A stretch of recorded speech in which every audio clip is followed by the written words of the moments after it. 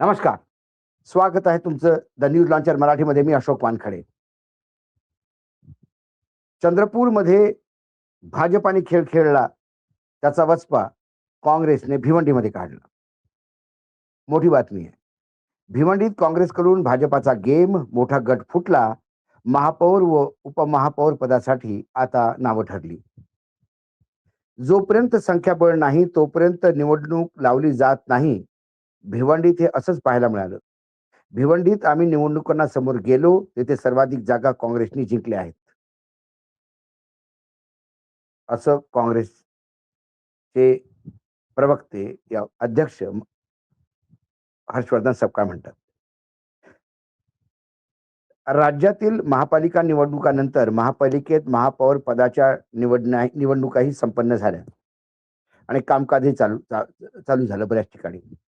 चंद्रपूर आणि परभणी महापालिकेत संख्याबळामुळे राज्याचं लक्ष तिकडे लागलं होतं. त्यानंतर अद्यापही महापौर निवड न झालेल्या भिवंडीमध्ये महापालिकेच्या राजकारणात मोठा राजकीय ट्विस्ट पाहायला मिळत आहे.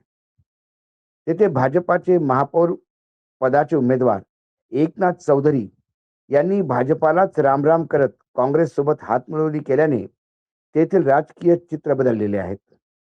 याच पार्श्वभूमीवर काँग्रेस प्रदेशाध्यक्ष हर्षवर्धन सपकाळ आणि भिवंडीचे खासदार बाळा मामा यांनी महापौर पदाच्या निवडणुकीबद्दल समोर माहिती दिली. त्यात ते म्हणाले की जोपर्यंत संख्याबळ नाही तोपर्यंत निवडणूक लावलीच जात नव्हती आणि भिवंडीत पण असंच होतं. भिवंडीत आम्ही निवडणुकीला समोर गेलो, तिथे सर्वाधिक जागा काँग्रेसने जिंकल्या, परंतु बहुमतासाठी 16 जागा आम्हाला कमी पडल्या. तेथे आम्ही सेक्युलर फ्रंट सुरू केला. त्यात शरद पवार यांच्या राष्ट्रवादीचे 12 नगरसेवक आले, त्यामुळे आमची संख्या 42 झाली. याशिवाय अपक्षाची मोठ बांधण्याचा प्रयत्न केला, मात्र कोंडी फुटत नव्हती, कारण जो आकडा पाहिजे होता तो होत नव्हता, अशी माहिती सपकाळांनी दिली. आम्ही भाजप आणि शिंदे यांचा पाठिंबा घेणार नाही, ही आमची पहिलेपासूनची भूमिका होती. भाजपा सोडून जर कोणी येत असेल तर आम्ही चर्चा करायला तयार आहोत, असे हर्षवर्धन सपकाळ यांनी सांगितले. नारायण चौधरी हे आधी काँग्रेस पक्षाचे होते. ते निवडणूक पूर्वी भाजपामध्ये गेले, पण आता ते सेक्युलर फ्रंटमध्ये वापस आले आणि येताना 9 नगरसेवक घेऊन वापस आलेले आहेत. याचा अर्थ आता अर्ज ठेवायचा आम्ही निर्णय घेऊ, असे हर्षवर्धन सपकाळ म्हणाले. नारायण चौधरी यांना महापौर पदासाठी अर्ज भरलेला आहे, तर आमच्याकडून तारक अनवर यांनी अर्ज भरला. नारायण चौधरी यांनी भाजपा सोडलेली आहे असं सपकाळ सांगितलं. त्यामुळं भिवंडीत महापौर कोण होणार आहे हे उद्या स्पष्ट होईलच.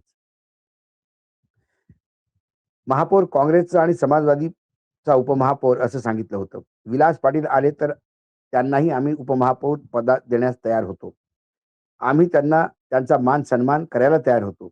जनतेचे स्पष्ट कौल असताना 25 प्रश्न प्रलंबित होते, मात्र आम्ही निर्णय घेतला. तांत्रिक बाबी आहेत, त्यामुळे गटस्थापना केली किंवा काय ते उद्या समजेल, असे खासदार बाळामामा उर्फ सुरेश म्हात्रे असं म्हणाले. एक गट फुटला एवढं स्पष्ट आहे, असं पुन्हा म्हात्रे साहेबांनी सांगितलं. या दरम्यान काँग्रेस, राष्ट्रवादी, भाजपाचे उमेदवार नारायण चौधरी व त्यांचे सहकारी मिळून महापौर पदासाठी बहुमताचा आकडा गाठता येतो.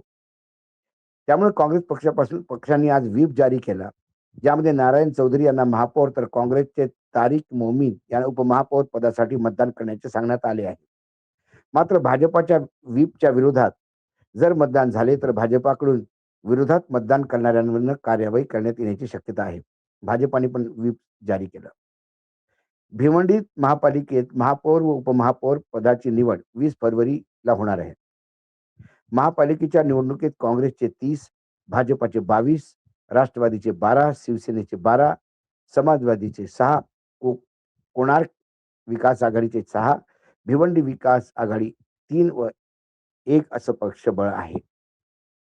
आता हा मॅजिक फिगर काँग्रेसने घेतला, ही एक जमेची बाजू असं आपल्याला म्हणता येईल. भिवंडी हे बाय अँड लार्ज मुस्लिम बहुल क्षेत्र मानलं जातं. तरी सुद्धा भाजपने तिथे फार चांगल्या सीट्स घेतल्या. काँग्रेसला सीट कमी पडल्या सत्तेमध्ये येण्यासाठी. पण काँग्रेसचाच उमेदवार जो बीजेपीमध्ये गेला त्याला वापस आणण्यासाठी काँग्रेसने जी मेहनत केली त्याला फळ आलं. दुसरी गोष्ट, कुठे ना कुठे बीजेपीला सुद्धा हे गॅरंटी नव्हती, की ते कोण्या हालतीत सत्तेत महापौर जिंकून आले. त्यांनी चौधरीला भलेही महापौर पदासाठी नाव डिक्लेअर केलं. परंतु काँग्रेसचे 30 समोर होते. भाजपाचे 22 आणि राष्ट्रवादी, शिवसेना असे 22-22, 24 आणि 22 त्यांचे होते. समाजवादीचे 6, कोकण विकास आघाडीचे 4, भिवंडी विकास अपक्ष 1 असे असंख्य लोक होते. आता एवढं असून सुद्धा भाजपाच्या हातातनं जी महापौर जाते याचा अर्थ कुठेतरी भाजपा कमी पडली. भरपूर फ्रंटवर, कारण चंद्रपूरमध्ये जो गेम केला भाजपाने, म्हणजे भाजपाचे स्लीपर सेल जे काँग्रेसमध्ये बसले होते, त्यांच्या आशीर्वादाने चंद्रपूर त्यांनी महापौर पद ताब्यात घेतलं आणि उपमहापौर पद सुद्धा त्यांच्याच गटाला मिळालं. भलेही चिठ्ठीने, दैवी चिठ्ठीने ते निघालं असेल. परंतु चौधरी एकटेच नाही गेले, तर 9 लोकांना घेऊन गेले काँग्रेससोबत. हा फार मोठा झटका भाजपाला आहे. भाजपा कुठे कमजोर पडली, काँग्रेस कुठे स्कोर करून गेली, ही येणाऱ्या वेळेला समोर येईलच. परंतु एक गोष्ट याच्यातनं जाणवली, की काँग्रेस तुटायची, शिवसेना तुटायची, राष्ट्रवादी तुटायची, पण भाजपामध्ये तूट होत नव्हती. जर भाजपाच्या हातचा जर गेम गेला, याचा अर्थ लोकांना कुठेतरी हे वाटायला लागलं, की येणाऱ्या काळात जे आता विजयरथ चालू आहे बीजेपीचा, तो कुठेतरी त्यांना डगमगताना दिसतोय. निवडणूक आयोगावर अपेक्षा, लोकांची नाराजगी, अँटी इन्कम्बेन्सी आणि निवडणूक कशा भरोश्यावर जिंकल्या जाते, पैशाचा खेळ पासून वेगवेगळ्या एजन्सीचा उपयोग, हे आता हे सर्वसामान्य माणसापासून सुद्धा लपलेलं नाही. आणि जेव्हा अतिरेक होतो, मग त्या अतिरेकाचं कुठेतरी एक त्याची समाप्ती होते. काय आता नेत्यांना असं वाटायला लागलं, की भाजपात चांगले दिवस राहणार नाहीत, येणार आहेत. तिकडे अजित पवारच्या मृत्यूचं गूढ दिवसेंदिवस कितीतरी लोकांच्या माथ्यावर चिंता वाढवत आहे. आता सुनेत्रा पवारांनीच सीबीआयची मागणी केली. मुलगा म्हणतो काहीतरी, जय पवार म्हणतो काहीतरी गडबड आहे. पुतण्या तर कितीतरी दिवसापासून म्हणतो आणि डाटा आणि पूर्ण टेक्निकली समजावून सांगतो, हे असं कसं झालं. ब्लॅक बॉक्सचं डॅमेज होणं, हेच त्याच्या पाठीमागे घातपात असू शकतो का? या विचारांना जन्म देणारं मोठं कारण समोर आत आहे.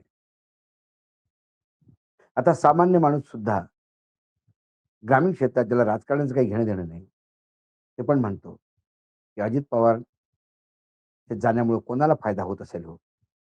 का साहेबांसोबत असं केलं? माणूस चांगला होता. असं विचार करणारे लोक आहेत.